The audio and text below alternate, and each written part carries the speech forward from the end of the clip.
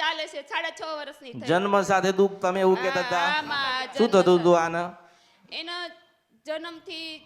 ચામડી ઉપર મોટા મોટા ફરફોલા થાય પછી ફૂટી જાય પછી લોહીના ફરફોલા થાય હાથમાં થાય ને પગમાં થાય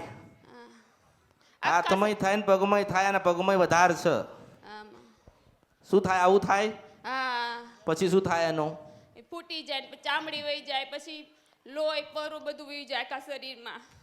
એટલે કેટલા સમયથી આ ચાલે જન્મથી છે જન્મને સાથે જ છે માં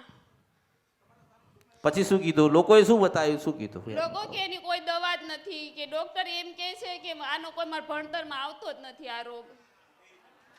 અહીંયા આવ્યા પછી મટ્યું માં ભાઈ તને શું થાય દુખાય છે તને ક્યાં દુખાય પગે દુખાય જો હું કળિયુગમાં મેલડી ગાતી હોય હું સિદ્ધ વર્ષ પર નથી ગંધરૂપિયા મેલડી છું ઘડીક વાર મારો દીવો થાય ને મારો દીવાને ઘડીક વાર હુનો મૂકીને આવીશ હું મેલડી છું આ દીકરીને રાજપરા લઈ જજે આ દીકરીને રાજપરા લઈ જજે અને રાજપરાની ખોડિયાલને કહેજે કે અમરતની મેલડીએ મોકલ્યા હું મેલડી છું આ કળિયુગમાં અને ખોડિયાલને એવું કહેજે રાજપરાની ખોડિયાલને કે મારી દીકરીને તારું દુઃખ હોય કે ભગવાનનું દુઃખ હોય તું મટાડ માં તું મટાડ અમે તારા ને તું અમારી છો મારી દીકરીને નખમય રોગ ના હોય મારી દીકરી ફૂલ જેવી થાય તો એનો જેટલો વજન છે જેટલો મારી દીકરીનો વજન છે માં ખોડિયાલમાં એના ભારો ભાર હું ગોળ ધોલાઈશ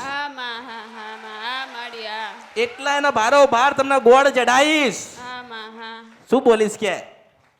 એનો ભારો ભાર ગોળ ચડાવી ખોડિયાલ મંદિરે રાજપરા